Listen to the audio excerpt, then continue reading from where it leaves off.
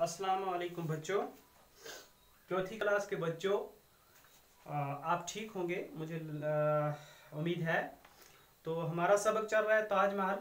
थोड़ा थोड़ा हम करके पढ़ रहे हैं क्योंकि नेट स्लो की वजह से वीडियो जो है वो पूरी अपलोड नहीं होती है।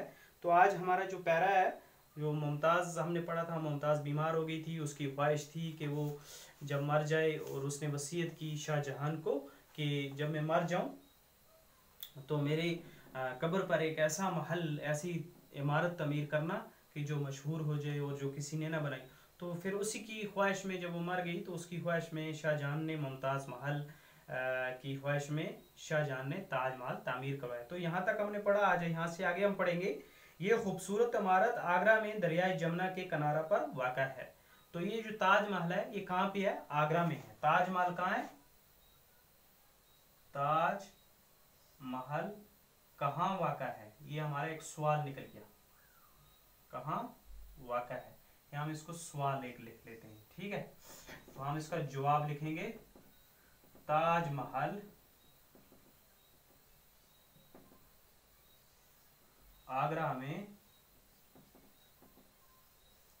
दरियाए जमुना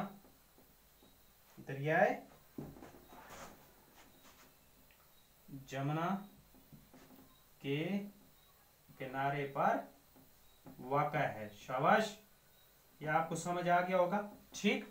अब देखते हैं आगे कोई मुश्किल अल्फाज हुआ तो हम उसको भी लिखेंगे।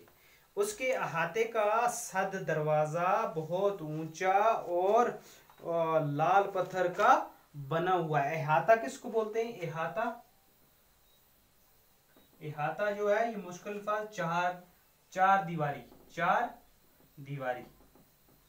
और जो है सद दरवाजा किसको बोलते हैं? बड़ा, जो सामने वाला दरवाजा होता है, सद दरवाजा।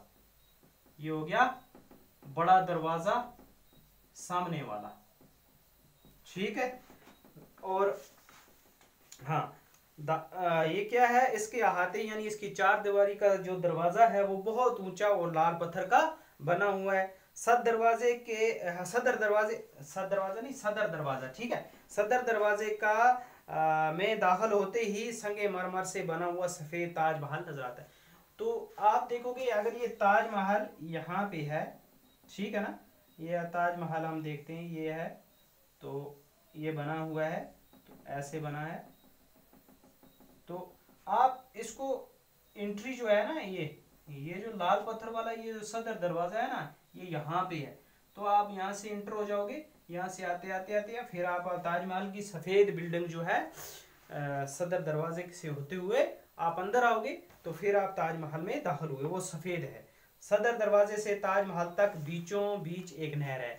तो यहाँ जो रास्ता है, दो रास्ते, एक इस तरफ से एक इस तरफ से, तो बीच में एक क्या है? नहर है, ठीक है।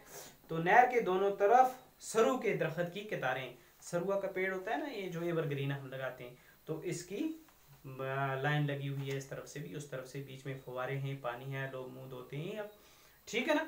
तो ये यहाँ तक हम पढ़ेंगे। आप इसका एक क्वेश्चन बन गया आपका। ये दो अल्फाज थे मुश्किल, जो अहाता,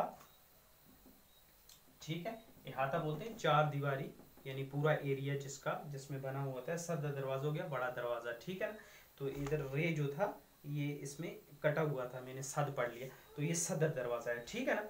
तो ये आप यहाँ तक आप लिखेंगे, और इसमें से जो ये मैंने लिखाया, तो ये इसको भी याद करना है और अपनी फिर कॉपी पे चढ़ाना है। ओके, अस्सलाम वालेकुम।